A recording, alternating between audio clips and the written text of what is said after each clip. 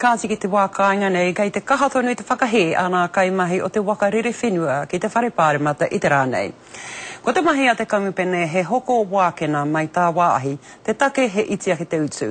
I roto i tēnei āhua pena moni he kotahi rau te hunga, kanu hoko re mahi. Ko atu i te kauma toru mano ngā waitohu, e whakahe ana i ngā mahi a rere whenua kiwi. This petition will be presented to its select committee. Mahi kino he kore he mahi mo tātou iwi, i wakte ngā Māori me ngā Māoria, nundinga ngā Māori kone, horo he mahi. Ko mohi kōmene tētahi o ngā kaimahi whitu te kau, i whakahe i te mahi a te kamupene, me tā rātau kore aro atu ki ngā mahi hoko wākena a te kamupene ki tā wāhi. Kaore, ia hei pena ki kone ngā mohiratanga, kone ngā roro, ngā mahi, ki ngā iwi ono kone kino, o Aotearoa. Ia hei hare ki rera. He whakaaro tēnā e tautokona e Calvin Davis o te Rōpū Reipa. Hei tāna, mā Aotearoa, o rātau wākena e hanga.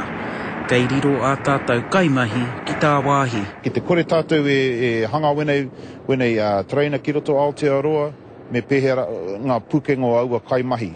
Tērā pēr ko rātou anu hoki e whakawhiti i te moana tai atu ki a Ahitreria. Me haka hoki mai ngā mahi.